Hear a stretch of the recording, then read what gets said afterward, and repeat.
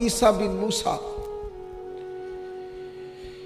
ایک دفعہ نا اپنی بیوی سے کہنے لگے، اس زمانے میں نا عجیب ماحول تھا، لوگ طلاق کی قسمیں اٹھا لیتے تھے، تو اپنی بیوی سے کہنے لگے اگر تو چاند سے زیادہ خوبصورت نہ ہو تو تجھے 3 طلاقیں۔ بات پھیل گئی، نکل گئی، حالات بگڑ گئے، مفتیوں نے فتویٰ دے دیا کہ یہاں تو گمان ہونے لگ گیا ہے، معاملہ بگڑ گیا ہے، تم تو ہاتھ دھو بیٹھو گے ازدواجی رشتے سے۔ تو چلتے چلتے بات امام اعظم ابو حنیفہ کے شاگردوں تک پہنچی، تو اسی جماعت میں سے ایک خوبصورت نوجوان کھڑے ہوئے، کہنے لگے جا کے اس سے کہو کوئی طلاق نہیں ہوئی۔ کہا اس نے کہا چاند سے زیادہ خوبصورت نہ ہو تو 3 طلاقیں، تو کہا وہ چاند سے زیادہ ہی خوبصورت ہے۔ کہا تم نے دیکھی ہے؟ کہا نہیں۔ تو کہا پھر آپ نے کیسے کہہ دیا چاند سے زیادہ خوبصورت ہے؟ فرمایا میں نہیں کہہ رہا، اللہ کو قرآن کہہ رہا ہے، لَقَدْ خَلَقْنَا الْإِنسَانَ فِي أَحْسَنِ تَقْوِيمٍ۔ رب کہتا ہے میں نے انسان کو بہترین ساخت پر پیدا کیا ہے، تو جب سب سے سونا اس نے بنایا ہی انسان کو ہے تو پھر چاند سے بھی زیادہ ہی سونا بنایا ہے نا۔ لہٰذا یہاں حکم طلاق کا واقعہ نہیں ہوا۔ انسان کو اللہ تبارک و تعالیٰ نے عزتوں سے نوازا، وَلَقَدْ كَرَّمْنَا بَنِي آدم، ہم نے آدم کے بیٹے کو کرامت دی ہے، عزت دی، اس کے سر پر عزت کا تاج رکھا ہے۔ انسان کو اللہ نے بڑی خوبصورتی سے نوازا، لیکن ثم رددناہ اسفل سافلین، اور پھر ہم نے اسے پست ترین حالت کی طرف لوٹا دیا۔ یہ کیوں ہوا؟ ثم رددناہ اسفل سافلین کیوں ہوا؟ اللہ نے اسے بڑا خوبصورت بنایا تھا، لیکن پھر اس نے کام اس طرح کے کیے کہ اس کی حالت جانوروں سے بھی بدتر ہو گئی۔ اور قرآن نے کہا کچھ لوگ جانور ہیں، بل ہم اضل، بلکہ جانوروں سے بھی برے۔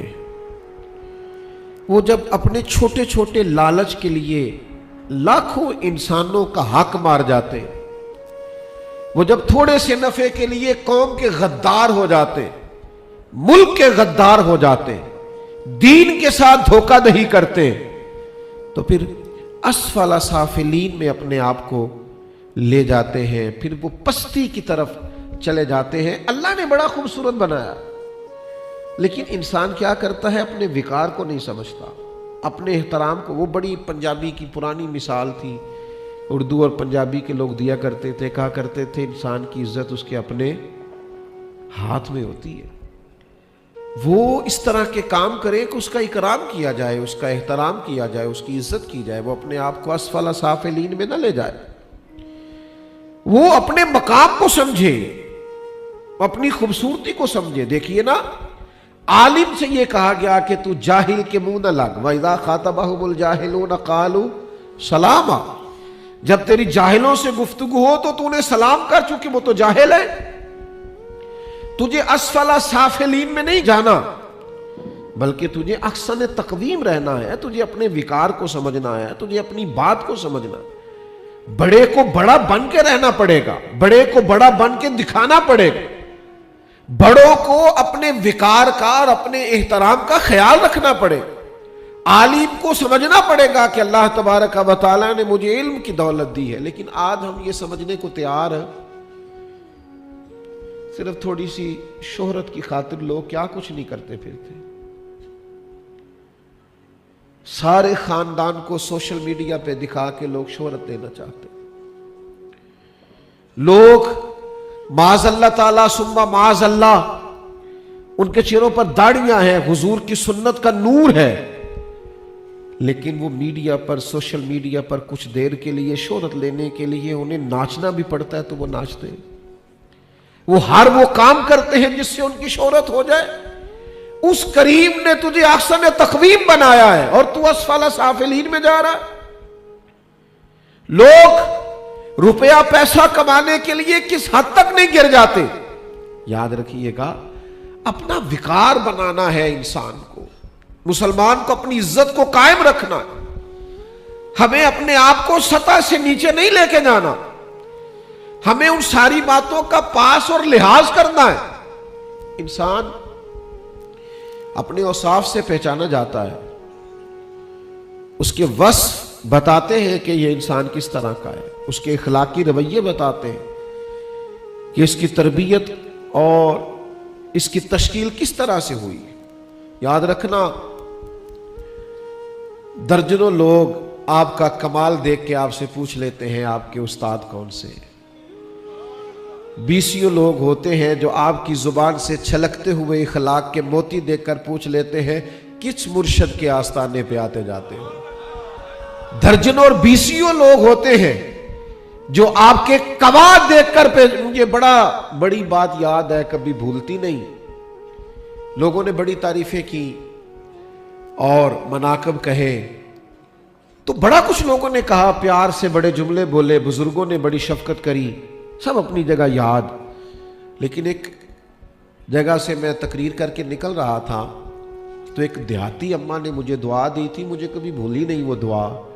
میں ان کے قریب سے تیزی سے گزر رہا تھا، ایک سمت سے عورتیں نکل رہی تھی تو وہ بوڑھی بزرگ خاتون اپنے دیسی لب و لہجے میں ہاتھ میں تسبیح لیے ہوئے نکلی. تو وہ اسے نہیں پتا میں بھی پاس سے گزر رہا ہوں، تو کوئی تبصرہ کر رہا تھا کہ اماں جی تقریر سنی جے. تو اماں کیا کہتی ہے؟ کہتی ہے کسی چنگی ماں دا پتر ہے. آپ کے اخلاق سے، رویوں سے، کردار سے لوگ سمجھ جاتے. تو آپ کو اور مجھے اپنے اس بھرم کو قائم رکھنا ہے، اپنے اس وقار کو قائم رکھنا، اسفل سافلین میں نہیں گرنا. آپ کا کردار و عمل، آپ کی خوبصورتی یہ بتلائے گی. میں اکثر کہتا ہوں طالب علموں سے، میں کہتا ہوں امام مسجد تقاضا کرتا ہے کہ لوگ میرا اکرام کریں، میرے جانے پہ اٹھ کے کھڑے ہوں، میرے خلاف کوئی بات نہ کریں. تو امام کو بھی یہ سمجھنا ہوگا کہ میں امام ہوں. اگر یہ لوگ سنت مؤکدہ پڑھتے ہیں تو مجھے غیر مؤکدہ بھی پڑھنی پڑیں گی. اگر یہ غیر مؤکدہ پڑھتے ہیں تو مجھے مستحبات کا بھی خیال کرنا پڑے گا. میں ان سے ڈیمانڈ کر رہا ہوں کہ مجھے امام مسجد والی عزت دیں. تو آپ کو تقوی کا بھی تو وہ معیار بنانا پڑے گا نا، آپ کو پرہیزگاری کا بھی تو وہ معیار بنانا پڑے گا نا، آپ کو پھر وہ لیول بھی اپنا قائم کرنا پڑے گا کہ لوگ اکرام کریں. اگر کسی شخص کا خیال ہے کہ میں بزرگ آدمی ہوں، میں بوڑھا ہوں، میں والد ہوں، میں دادا ہوں، میں ٹیچر ہوں، میں استاذ ہوں، میں کچھ بھی ہوں، تو اسے پھر وہ رویے سوچنے پڑیں گے کہ میں اس سطح پہ اتر کر اپنے بچوں سے، اپنے شاگردوں سے کلام نہیں کر سکتا. یہ نہیں ہو سکتا کہ میں ان کے بیچ بیٹھوں، ٹھٹا بھی کروں، مذاق بھی کروں، اور پھر میں شام کو یہ مطالبہ کروں کہ وہ میرا احترام بھی کریں. آپ نے اس وقار کو قائم ہی نہیں رکھا. آپ نے وہ انداز جو ہے اس کو آپ نے نبھایا ہی نہیں. آپ کا لب و لہجہ کچھ اور ہونا چاہیے تھا، کچھ انداز اور. میں کئی دفعہ آتا ہوں اور میں جب سیڑھیاں چڑھتا ہوں مدرسے کی تو میں دیکھتا ہوں بچے کھیل رہے ہیں تو واپس لوٹ جاتا ہوں گھر کی جانب. اس لیے کہ میں جب جاؤں گا تو ان کے ساتھ مل کے میں وہ سارا کچھ نہیں کر سکتا جو وہ کر رہے ہیں.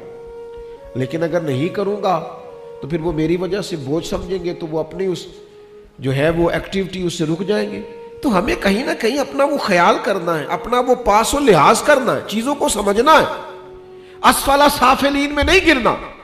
اور پھر اگر ہم رسول اللہ صلی اللہ علیہ وسلم کی امت ہے تو کیا ہم صرف ڈنڈے کے زور پر منوائیں گے کہ ہم حضور کی امت ہیں؟ آپ کے اندر وہ ساری توانائیاں پیدا ہونی چاہیے، آپ کو وہ کردار کی ساری خوبصورتیاں لانی پڑیں گی جو نبی پاک صلی اللہ تعالی علیہ وسلم اپنی امت کو عطا کرتے ہیں. دیکھیے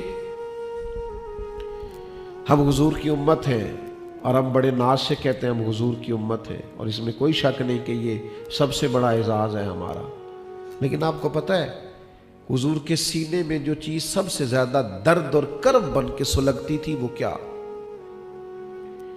حضور جس کے لیے بے چین اور بے قرار رہتے تھے، اور حضور عکاظ کی منڈیوں میں نکل جایا کرتے تھے اور میلوں میں نکل جایا کرتے تھے، اور طائف کی طرف سرکار نے سفر کیا، اور درد تھا وہ نبی پاک کا، وہ تکلیف تھی حضور کی. وہ کیا تھی کہ حضور چاہتے تھے اللہ کے بندے اللہ والے بن جائیں.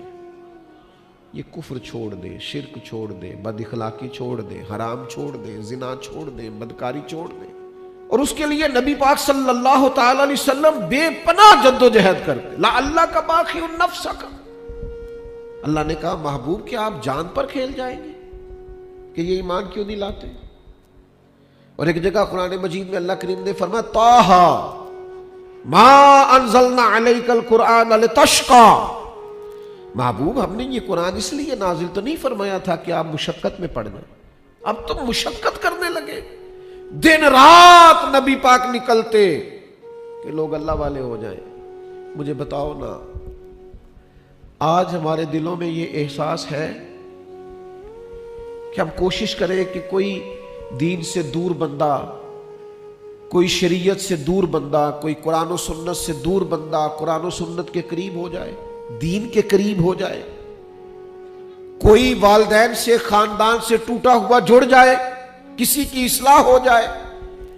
اس کاز کے لیے ہم کو جد و جہد کرتے، ہم نے اپنی اس شان کو پہچانا ہے۔ وہ جو نبی پاک علیہ السلام نے خطبہ حجۃ الوداع کے موقع پہ فرمایا تھا کہ بلغوا انی ولو آیا، ایک آیت بھی تم تک پہنچی تو اسے لے کے نکل جانا اور لوگوں تک پہنچانا۔ پتہ نہیں تھا تمام صحابہ کو کہ مدینہ شریف میں انتقال کرنے کی بڑی فضیلت ہے، لیکن وہ تو نکل گئے، دور دراز مزارات بنے ان کے، انہوں نے تو دین پھیلایا۔ لیکن آج دین پھیلانے کا درد نہیں ہے سینوں میں۔ آج اگر کوئی اسٹیج پر چڑھ کے تقریر بھی کرتا ہے تو وہ مجمع پر اپنی دھاک بٹھانا چاہتا ہے، وہ اپنی خطابت کے جوہر دکھانا چاہتا ہے، وہ محفلوں کو لوٹنا چاہتا ہے، وہ الفاظ کے زیر و بم سے لوگوں کے جذبات کے ساتھ کھیل کر شہرت کی بلندیوں کو پانا چاہتا ہے۔ لوگ اپنی تقریر کے زور پر اپنا ذاتی قد اونچا کرنا چاہتے ہیں۔ وہ جو خاص ایک درد تھا کہ اللہ کے بندے اللہ والے بن جائیں، اللہ کے بندے اللہ سے جڑ جائیں، یہ حضور کے سینے کا درد ہے۔ امت کو اس کے لیے کام کرنا ہے، امت کو اس کے لیے جد و جہد کرنی ہے۔ میں کیسے آپ کو بتاؤں کہ مسلمانوں کو بنیادی عقائد تک کا نہیں پتا، بنیادی ضروریات سے آگاہ نہیں ہے اس دور کا مسلمان۔ وہ کلمہ تو پڑھتا ہے، حضور پر فدائی ہے، محبت عشق وارفتگی رکھتا ہے، لیکن اس کا فہم دین ناقص ہے، اس کو دین کے معاملات کی پوری سمجھ اور ادراک نہیں ہے۔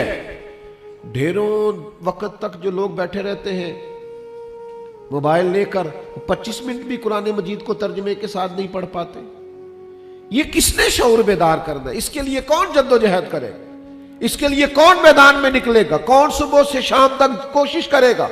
خدا را، ہم اگر احسن تقویم والے معیار پہ رہنا چاہتے ہیں تو ہمیں سوسائٹی کے اندر وہ ماحول پیدا کرنا ہے جس سے لوگ اصلاح پذیر ہوں، جس سے لوگ دین کی طرف راغب ہوں، جس سے ان کا مزاج بنے۔ حضرت عبداللہ ابن مسعود رضی اللہ تعالیٰ عنہ گزر رہے تھے تو ایک نوجوان بڑے سریلی آواز میں گانا گنگنا رہا تھا، تو ٹھہر گئے صحابی رسول اور ایک ٹھنڈی آہ بھری اور درد سے کہنے لگے کتنی سونی آواز ہے، کاش یہ قرآن پاک کی تلاوت کرتا، اس خوبصورت اور مدھ بھری آواز سے یہ اللہ کی کتاب پڑھتا۔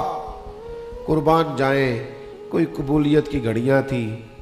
وہ نوجوان حضرت عبداللہ ابن مسعود تو بات کر کے تشریف لے گئے، وہ نوجوان اندر سے نکلا تو کسی نے اس سے کہا آج پتہ کیا ہوا؟ اس نے کہا کیا ہوا؟ فرمایا جناب عبداللہ ابن مسعود یہاں سے گزرے، عظیم صحابی رسول، عظیم قاری قرآن، اور نبی پاک علیہ السلام نے فرمایا یہ عبداللہ ابن مسعود اسی طرح قرآن پڑھتے ہیں جس طرح مجھ پر نازل ہوا تھا۔ فرمایا وہ عظیم انسان آج یہاں سے گزرے اور تیری خوبصورت آواز سن کے انہوں نے کہا کاش تو قرآن پڑھتا۔ ان کی اس بات میں کتنا کو درد ہوگا، کتنی کو اس میں جاذبیت ہوگی، کتنا وہ کڑے ہوگے، کتنا شوق ہوگا اسے قاری بنانے کا کہ حضرت عبداللہ ابن مسعود بات کر کے چلے گئے۔ اس نوجوان کو جب لوگوں نے بتایا کہ حضرت تیرے بارے میں یہ کہہ گئے ہیں، کہنے لگا سچ بتاؤ صحابی رسول نے میرے بارے میں یہ کہا ہے، انہوں نے یہ کہا ہے، انہوں نے میرے بارے میں یہ لفظ، ان کی مجھ پر نگاہ پڑ گئی ہے، انہوں نے میرے لیے یہ جملے مرتب کیے ہیں۔ کہا ہاں۔ انہوں نے کو بتا سکتا ہے ان کا گھر کہاں ہے؟ کہا فلاں گلی کے فلاں چوک میں فلاں محلے میں، تو جا وہاں ان کا گھر ہے۔ پہنچ گیا، دروازے پہ دستک دی، سیدنا عبداللہ ابن مسعود باہر آئے، آپ کے قدموں سے لگ گیا، رونے لگا، فرمایا بیٹا کون ہو؟ کہنے لگا حضور وہی ہوں۔ اس کی آواز سن کے آپ نے کہا نہیں تھا کاش قرآن پڑھتا، میں آ گیا ہوں، پڑھا دے مجھے قرآن پاک۔